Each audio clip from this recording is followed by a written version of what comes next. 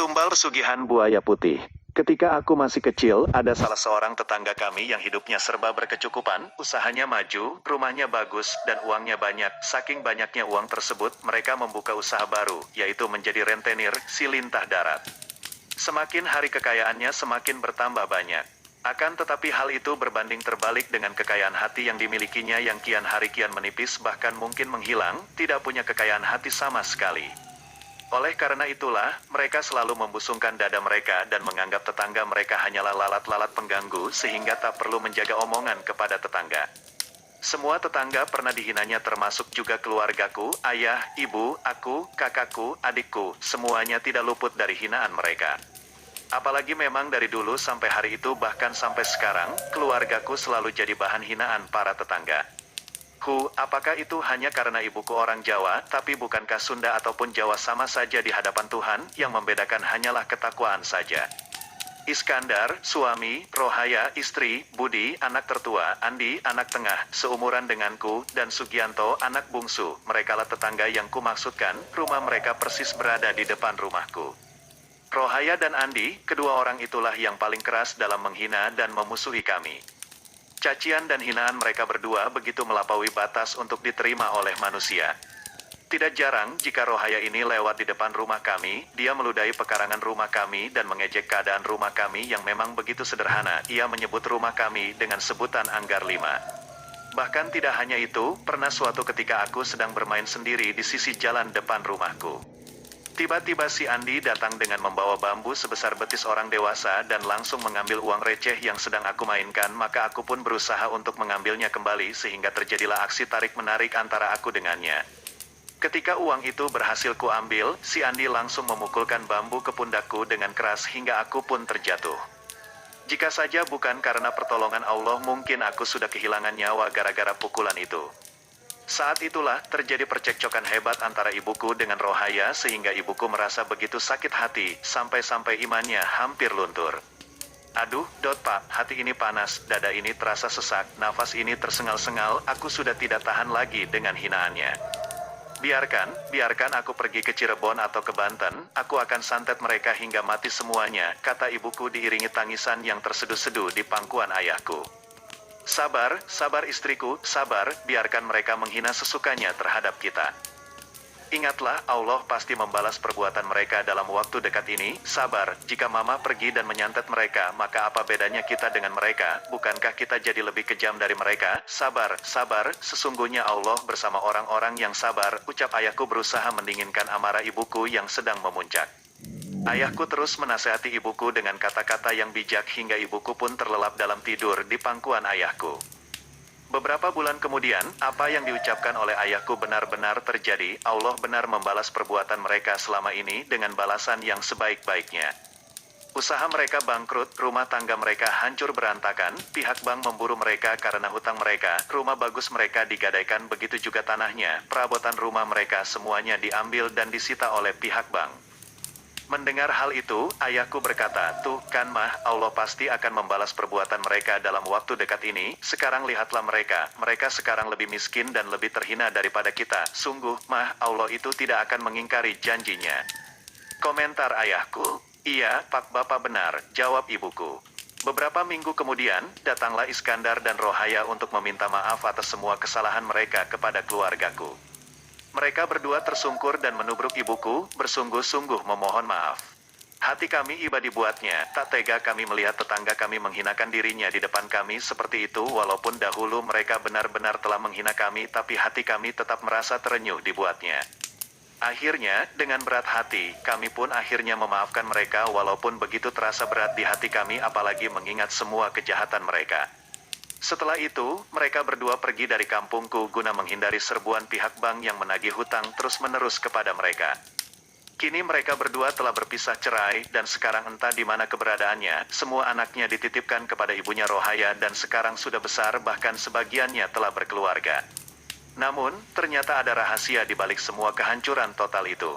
Marini, yang merupakan ibunya Rohaya, menceritakan kepada ibuku perihal sesuatu yang menjadi rahasia anaknya, mengapa bisa jadi kaya dan mengapa bisa jatuh mendadak. Kisah ini hanya diceritakan kepada ibuku saja, tidak kepada yang lain. Marilah kita dengar kisah rahasia yang dibuka oleh Marini tersebut. Malam itu, Rohaya tidak bisa duduk dengan tenang. Ia sedari tadi terus mondar-mandir ke sana kemari dengan raut wajah seperti orang yang mencemaskan sesuatu. Aku sebagai ibunya tidak tega melihat dia seperti itu. Aku pun bertanya kepadanya dengan berbisik-bisik, "Ada apa, Neng? Kenapa kamu gelisah seperti itu? Apakah malam ini adalah waktunya?" Tanyaku penasaran karena aku mengetahui akan rahasia anakku itu. "Enggege," jawabnya. Dari jawabannya, aku mengetahui bahwa sekaranglah waktunya perjanjian itu harus dipenuhi. Tapi, aku sebagai ibunya tidak bisa berbuat apa-apa untuk mencegah karena itu sudah perjanjiannya dengan makhluk itu yang sudah disepakati bersama tidak bisa dibatalkan sama sekali. Iskandar, suaminya merasa curiga dengan gerak-gerik kami berdua hingga akhirnya ia pun menginterogasi istrinya. Ia memaksa istrinya untuk berterus terang tentang apa yang sudah terjadi tetapi anakku itu tetap saja mengelak dari pertanyaan yang dilontarkan oleh suaminya. Hingga akhirnya, Iskandar pun mulai berbuat anarkis terhadap istrinya.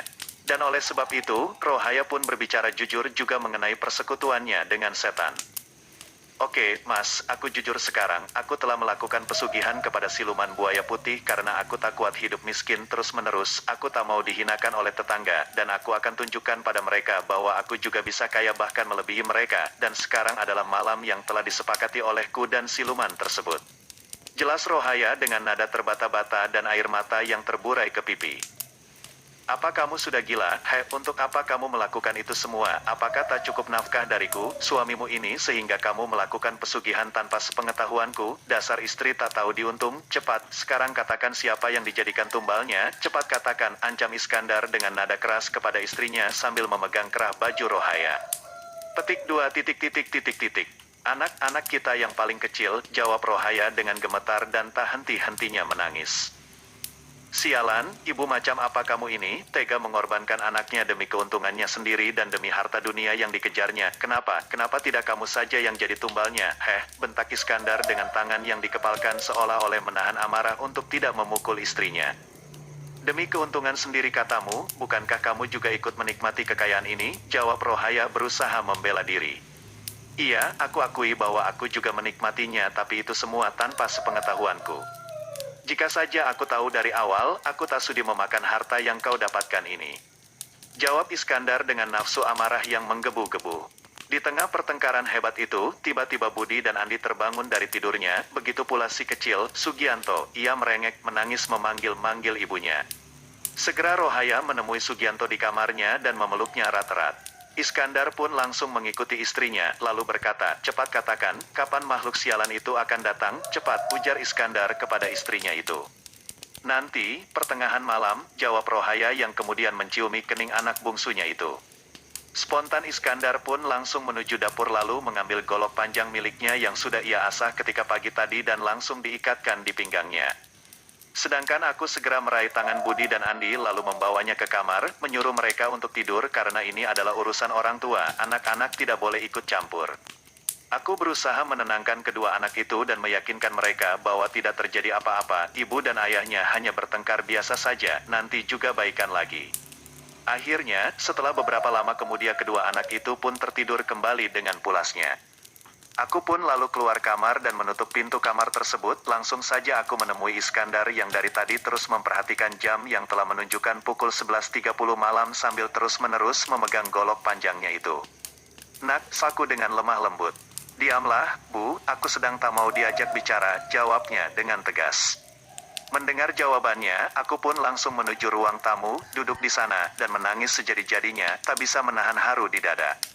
Selama 30 menit lamanya, kami hanya berdiam diri, tidak ada seorang pun yang berbicara.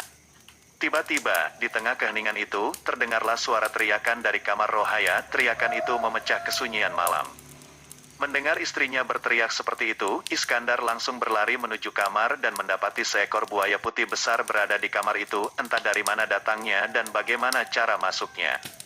Cepat bawa Sugianto keluar dari kamar, biar aku yang menghadapi makhluk sialan ini," ujar Iskandar sambil membuka golok panjang dari sarungnya. Pantulan cahaya lampu kamar saat itu begitu tepat mengenai golok itu sehingga terlihat sangat mengkilat. Grur, grur, grur. Suara buaya putih itu berusaha untuk menggertak Iskandar. Ekor buaya itu terus berkibas-kibas layaknya pecut yang siap untuk dipecutkan. Dan akhirnya, buaya itu pun menyerang Iskandar dengan ekornya yang panjang itu.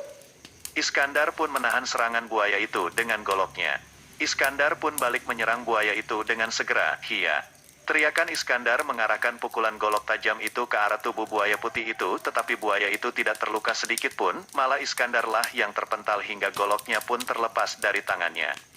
Dengan serta-merta, buaya itu langsung menyerang Iskandar, ia berhasil menggigit paha Iskandar. Iskandar meraung-raung kesakitan, "Aku dan Rohaya hanya bisa terpaku tidak bisa berbuat apa-apa." Iskandar pun kemudian memegang mulut buaya putih yang dipenuhi gigi runcing itu dengan kedua tangannya, berusaha untuk membuka mulut buaya itu. Namun, buaya itu terus saja melawan sehingga dua jari tangan kanan Iskandar pun putus dibuatnya.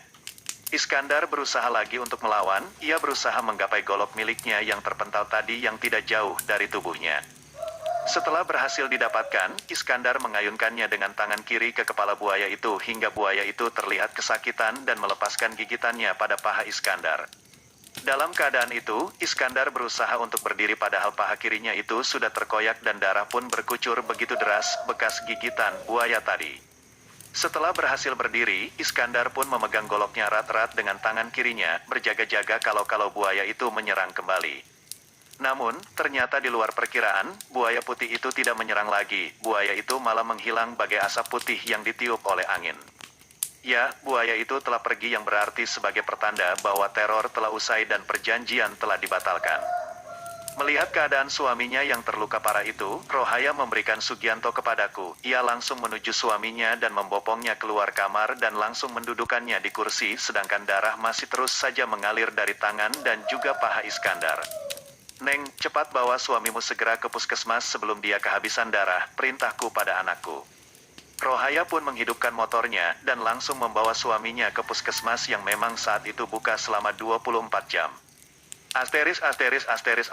Kukuruyuk, tidak terasa waktu berjalan begitu cepat, pagi pun telah tiba. Iskandar yang tadi malam dibawa ke puskesmas pun sekarang dibawa ke rumah sakit karena lukanya terlalu serius. Dan baru diperbolehkan pulang oleh pihak rumah sakit setelah luka-lukanya kering. Di sisi lain, masyarakat kampung terus bertanya-tanya tentang keadaan Iskandar yang selama beberapa minggu ini tidak kelihatan batang hidungnya, biasanya mereka melihatnya sedang nongkrong di depan rumah. Untuk menutupi kejadian mengerikan itu, aku mengatakan kepada mereka bahwa Iskandar mengalami kecelakaan sehingga harus dilarikan ke rumah sakit. Aku yakinkan mereka yang hendak menjenguk bahwa luka yang dialami Iskandar tidak terlalu parah sehingga sebentar lagi pun akan segera pulang. Dan sejak saat itulah, perekonomian keluarga mulai hancur, percekcokan semakin sering terjadi antara Iskandar dan Rohaya, ya, seperti yang kamu lihat sekarang, semuanya telah hancur, semuanya telah musnah, kekayaan yang tadinya diagung-agungkan pun sekarang telah tiada, sekarang kembali seperti semula, kembali menjadi cepot lagi.